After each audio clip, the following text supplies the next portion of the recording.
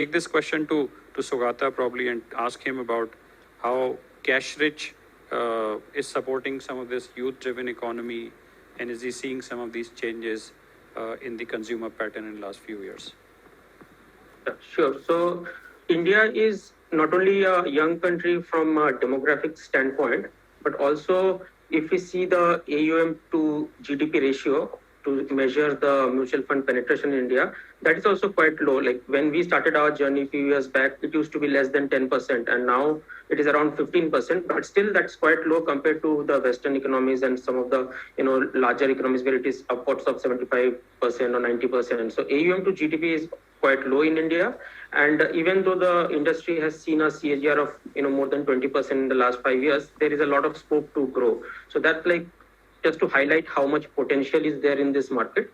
Second point is the traditional products, whether it is insurance and investment mixed together or fixed deposits, they have not generated much return in the past, and going forward also people don't want to put their money parked at 5%, and they get, especially the young people, they get excited with returns from crypto and other stocks which goes up very fast. So that's something which will change their behavior. However, one thing that we as an industry and as a company also we always try to protect is that if you want to realize the long-term value of these investors and they stay invested, they shouldn't meet a market accident in such a manner that it becomes fatal to them.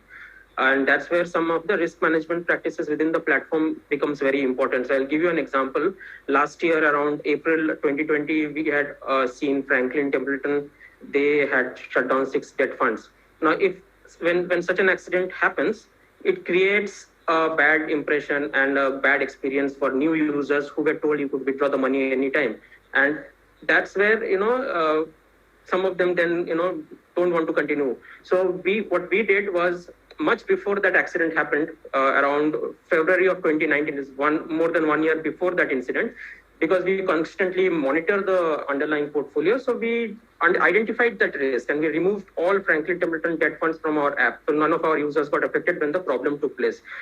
So that's why it is very important that FinTech is not just UI, UX and design of technology. FinTech also has a finance part. So financial research is also important so that people actually continue investing for a long term and benefit from the effects of compounding. That's a very interesting perspective you've given, and considering I come from risk management background, I can appreciate it, hugely. I've spent more than 2 decades doing that for large financial enterprise. And if you are able to do that with the help of technology for consumers, nothing better, than that.